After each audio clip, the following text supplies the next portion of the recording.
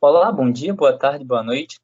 Eu sou Igor da Silva Freitas de Souza, aluno da Universidade Federal Fluminense, e este trabalho é intitulado Evolução Temporal do Desmatamento e de seus Indicadores, um olhar para as regiões Norte e Centro-Oeste do Brasil.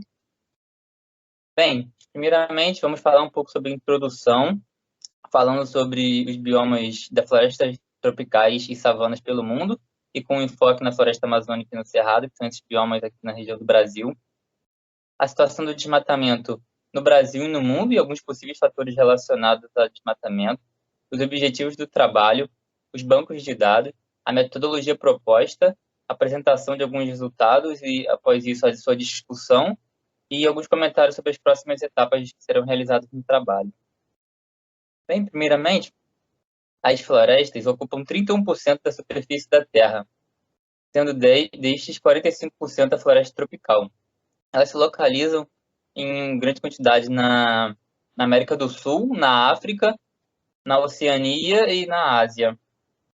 Bem, a floresta amazônica é a maior floresta tropical do mundo e cerca de 60% dela se encontra aqui no Brasil. E ela engloba toda a região norte do país. Já as savanas se localizam bastante nas regiões da América do Sul, África e na Oceania, ou grande parte na Austrália. E aqui no Brasil nós temos o Cerrado, que é conhecido como a savana com a maior biodiversidade do mundo. Esse bioma ocupa quase toda a região centro-oeste do país. Sendo assim, a floresta amazônica e o Cerrado ocupam basicamente toda a região norte e centro-oeste do país. Fatores que podem afetar esses biomas são o desmatamento, a mineração e a extração de madeira. E esses problemas podem afetar, por exemplo, ocasionando uma perda de biodiversidade, ocasionando uma piora na população ao redor daquela região. Também podem ocorrer, inclusive, perdas de moradia, seja para animais ou povos indígenas ou ribeirinhos de moradia. Bem, entre 1990 e 2000, no mundo inteiro ocorriam uma média de 16 milhões de hectares de floresta desmatada por ano. Entre 2015 e 2020, essa área caiu para 10 milhões de hectares por ano. Um patamar bem elevado, mas já bem menor. Bem, podemos ver aqui, pelo mapa mundial, as regiões que mais impactam, né, nessa grande quantidade de desmatamento. Temos que entre 1990 e 2000, tanto a região do Brasil quanto alguns países da Ásia tinham cerca de 5 milhões de hectares desmatados por ano.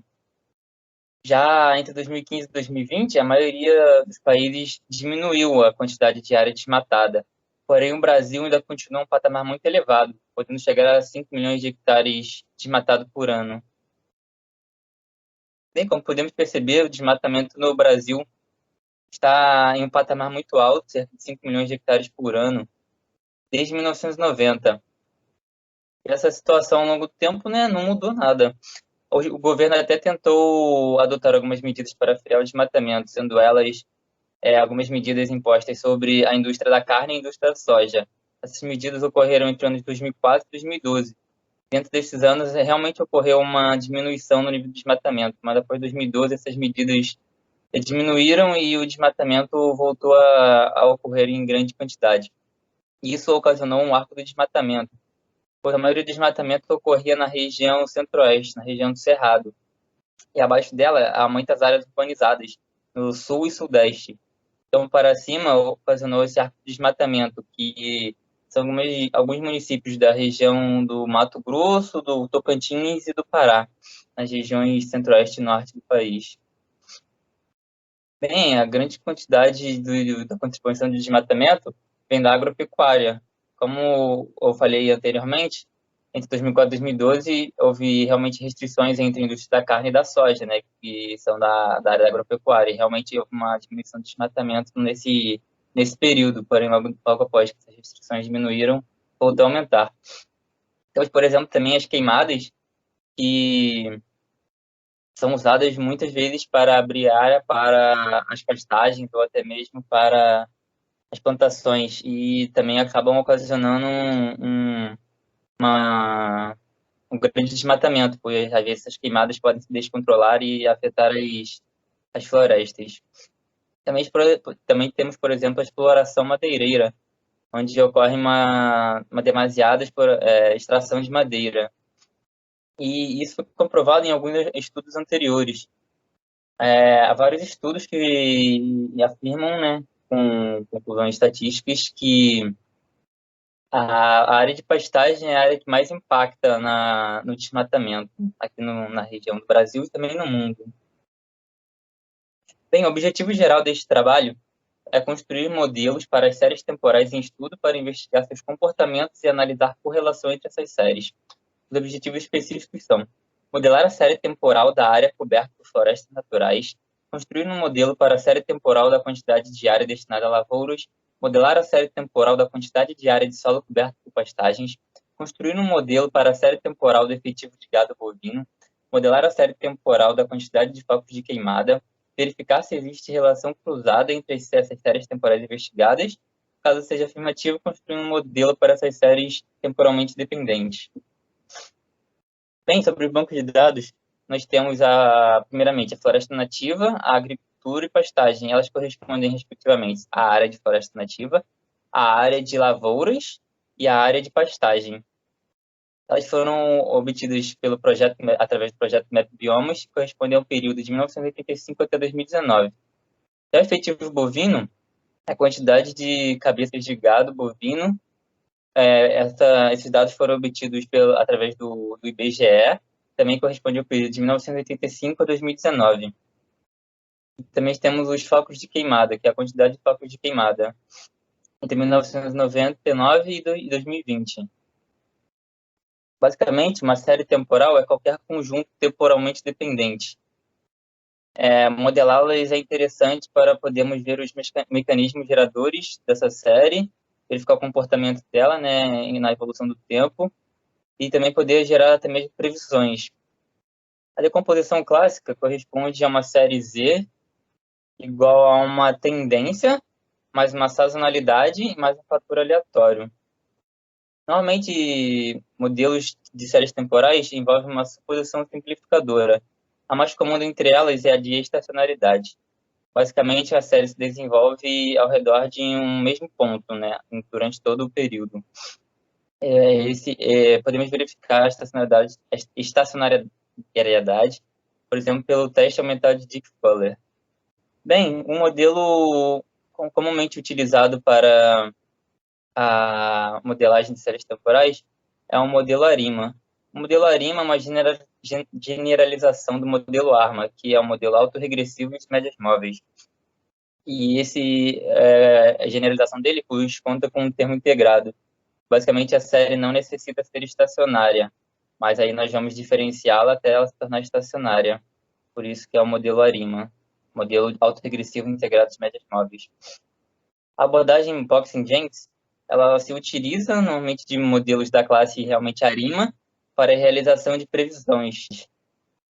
Podemos perceber logo abaixo a decomposição padrão do modelo ARIMA. Onde esse termo Φ1, Φ2, Φ3 é relacionado à classe autorregressivo. O AT é o fator aleatório e o θ são os coeficientes de médias móveis. Bem, a metodologia Box-Jenkins consiste basicamente nesse ciclo interativo. A parte de identificação é basicamente verificar quais são os termos autorregressivos e de médias móveis. Podemos verificar ele pelos gráficos da FEC e da FEC-P, né, da função de autocorrelação e autocorrelação parcial. Bem, para validar o modelo, para a comparação dos modelos, podemos usar, por exemplo, de funções penalizadoras. Nada mais é do que você adicionar um termo penalizador na estimação do modelo. Basicamente, quando você acrescenta um novo parâmetro, esse termo aumenta, porém a variância diminui. O objetivo é você encontrar uma média entre esses dois. Temos, por exemplo, o critério de informação de Akaic e o critério de informação Bayesiano, que se utiliza dessas funções penalizadoras. Outras métricas que podemos também utilizar para a verificação do melhor modelo são as métricas de qualidade de ajuste, por exemplo, no mapping. Bem, os testes foram realizados no RStudio e o nível de significância para todos os testes foi de 5%. Bem, primeiramente foi realizado um gráfico de todas as séries para verificar o comportamento padrão delas.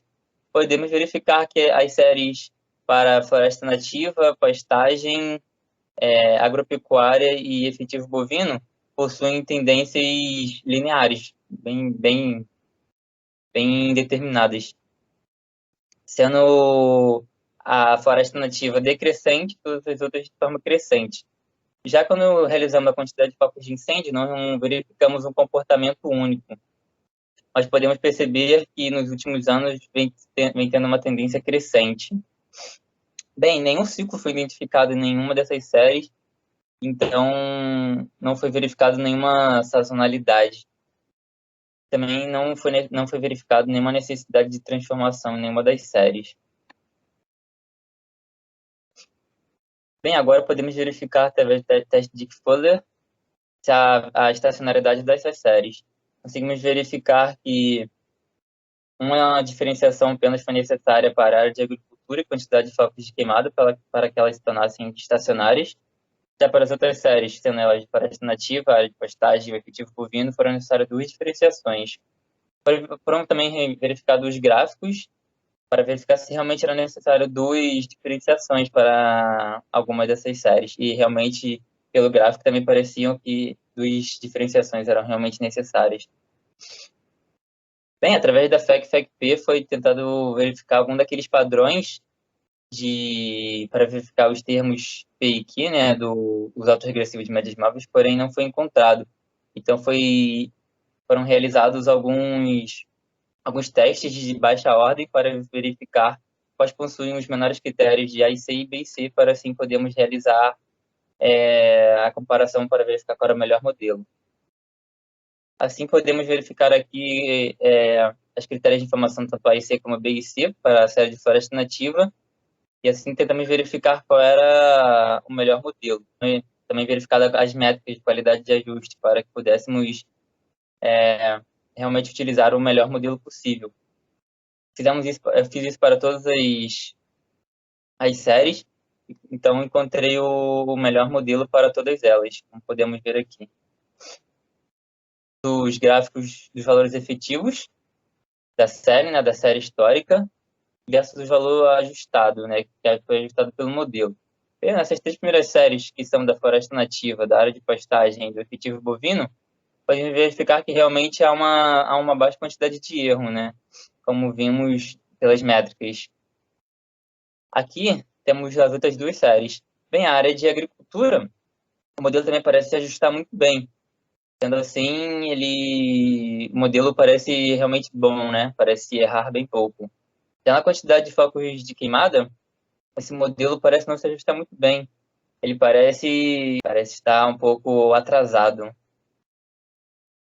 Foi verificado algumas premissas dos modelos, né? Que era a não correlação dos resíduos e também a normalidade dos resíduos. Bem, através do teste Box-Pierce foi verificado que todos os resíduos são não correlacionados. No teste Shapiro-Wilk, apenas a série de agricultura deu que os resíduos não são normais. Porém, no caso aqui, vamos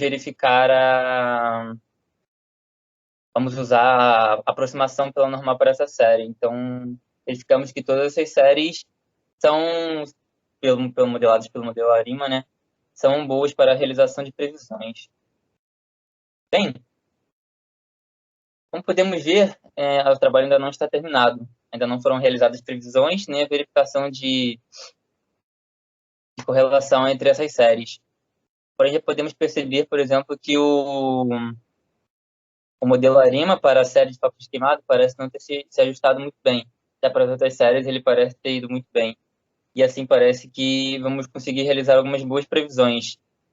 E também conseguimos verificar que quando a série de floresta nativa diminui, todas as outras séries tendem a aumentar. E realmente parece haver uma relação entre essas séries.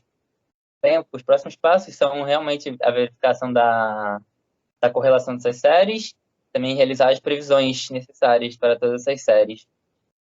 E é isso, muito obrigado. Qualquer dúvida ou sugestão, por favor, sintam-se à vontade para entrar em contato.